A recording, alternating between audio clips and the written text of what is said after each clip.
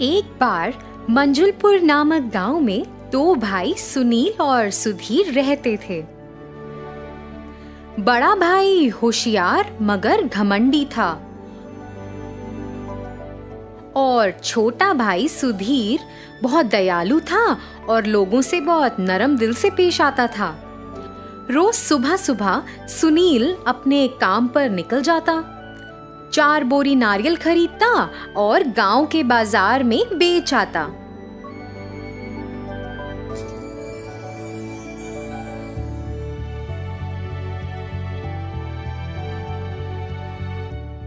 इस तरह वह पैसा कमाता था और अपने परिवार का खर्च उठाता था। लेकिन सुधीर अपने बेटे को तैयार करने और उसे स्कूल भेजने के अलावा कुछ नहीं करता था। घर वापस आने के बाद वह फिर से घर से संबंधित कुछ काम करने के लिए जाता। वह सब कुछ वैसे ही करता जैसे उसकी पत्नी कहती। घर वापस आने के बाद वह दोपहर का खाना खाता और कुछ देर आराम करता था।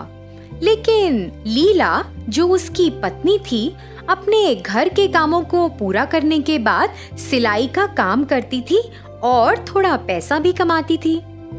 उस पैसे से वे दोनों अपना जीवन व्यतीत कर रहे थे। इस तरह से सुनील एक नारियल बेचने का व्यवसाय चला रहा था और सुधीर कुछ नहीं कर रहा था। एक दिन सुनील अपने भाई के पास आया और बोला, अरे भाई, आप शादीशुदा हैं, आपके बच्चे भी हैं। कोई काम किए बिना घर बैठने से काम नहीं चलता। ओह हाँ, अब आप तो कुछ जानते ही नहीं, तो क्या करेंगे? आपको पता ही नहीं कि काम कैसे करना है। सुनील सुधीर को सुझाव देने के बजाय हर समय उसे चिढ़ाता था। सुनील की यह बात लीला को पसंद नहीं आती थी। हे भगवान, इसे तो और कुछ काम ही नहीं है, ये तो बस सुधीर को चिढ़ाता रहता है। इसका मुंह बंद करने के लिए सुधीर को कुछ काम करना शुरू करना होगा। ये तो और भी लोगों के पास जाके ये सब बातें करेगा और बाकी सब लोग भी सुधीर को चिढ़ाने लग जाएंगे।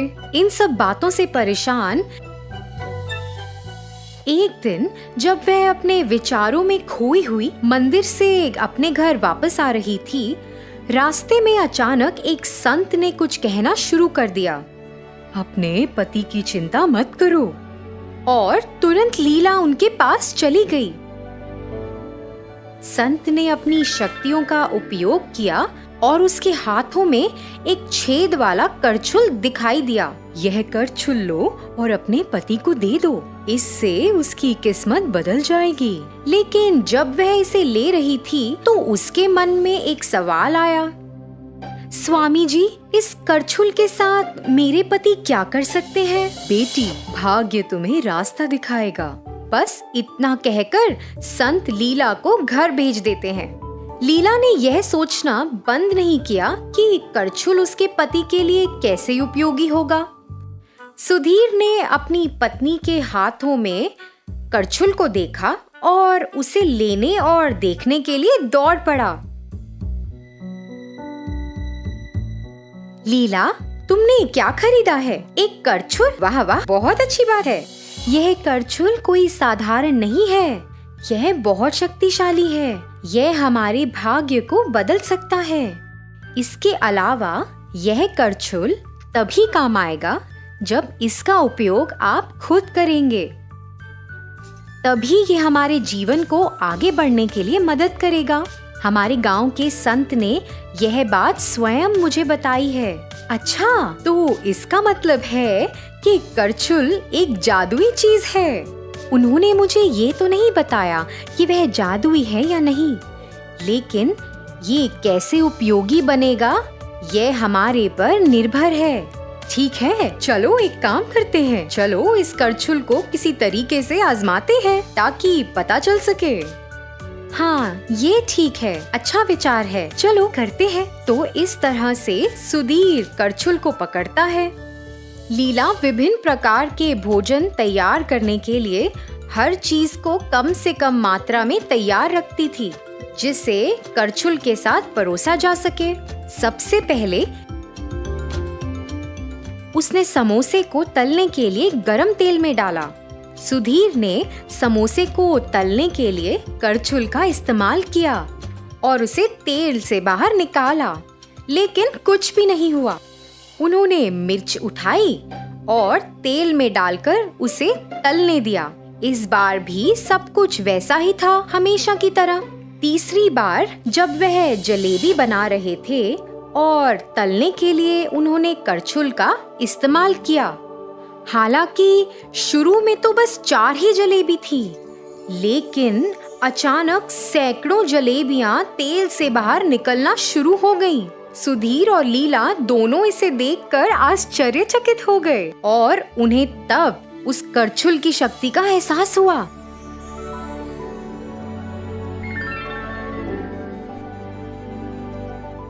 अरे लीला, मैं ऐसा करना जारी नहीं रख सकता, मेरे हाथ दर्द कर रहे हैं। अरे बाप रे, बस एक नजर डालो। और सुधीर ने घर की ओर देखा तो वहाँ सैकड़ों जलेबियां थीं। सुधीर तो उन सबको देखकर हैरान ही रह गया। अरे लीला, हम इसे कैसे खा सकते हैं? हे भगवान, आप ऐसा सोच भी कैसे सकते हैं कि इन सभी जलेबियों को हम खा सकते हैं? मुझे लगता है हमें एक काम करना चाहिए। हम इन सब जलेबियों को गांव में जाकर बेच सकते हैं। अगर हम इन्हें बेचेंगे तो हमें कुछ पैसा भी मिलेगा। उस पैसे से हम अपने जीवन को बेहतर बना सकते हैं। अब समझ आ रहा है कि संत ने मुझे क्या कहा था। ठीक है, लेकिन अगर हम इस जलेबी को गांव में बेचना चाहते हैं तो इसका स्वाद बहुत अच्छा होना चाहिए, तभी गांव के लोग इसे खरीदेंगे। जैसा कि सुधीर ने कहा, उन्होंने जलेबी का स्वाद चखा।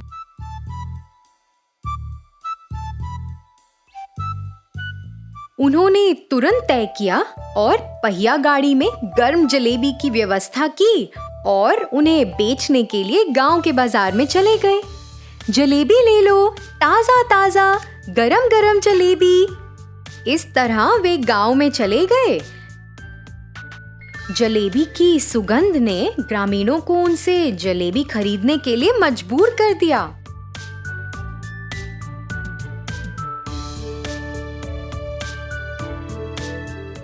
उस समय सुनील अपने रास्ते पर लोगों के एक समूह को देखकर सोचने लगा, अरे यह सब क्या हो रहा है? इतने लोग यहाँ इकट्ठा क्यों हैं?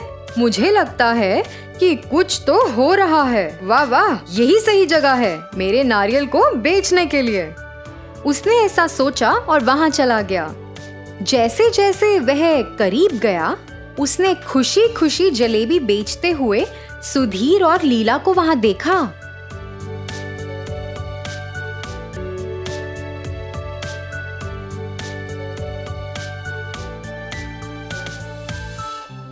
अरे ये लोग कैसे इस जलेबी को बेच पा रहे हैं? वे जलेबी बनाने का खर्चा कैसे उठा रहे हैं? इतनी सारी जलेबियां इन्होंने कैसे बनाई?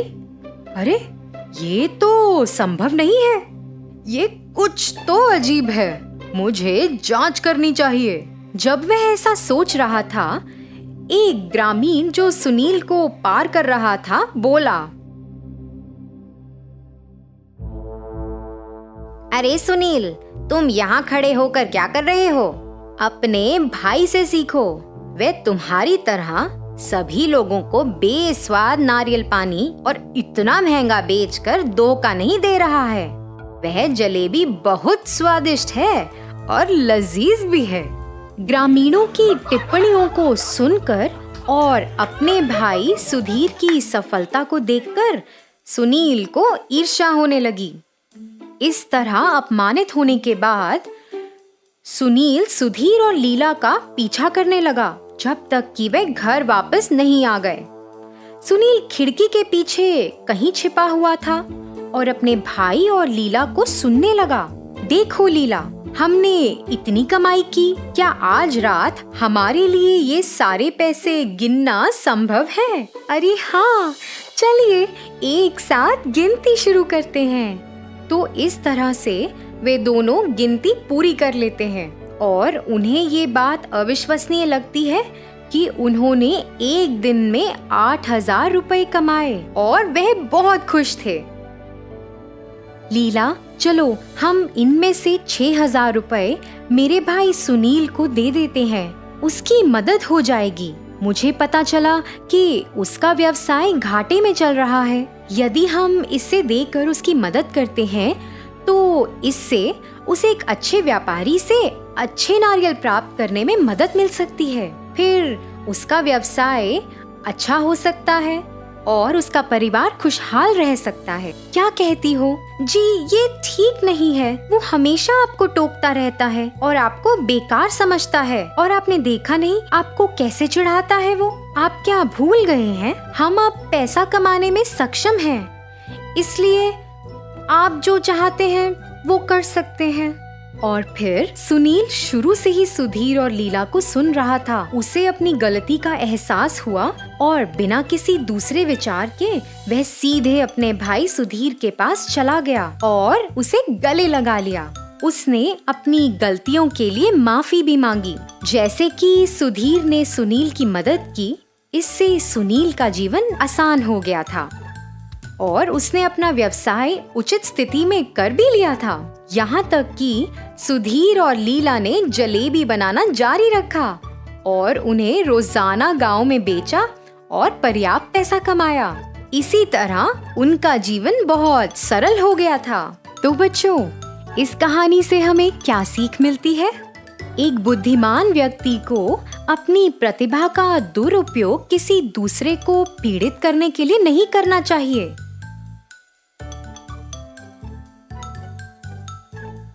हमें हमेशा विनम्र रहना चाहिए। बदले में आपके जीवन में सब कुछ अच्छा होगा।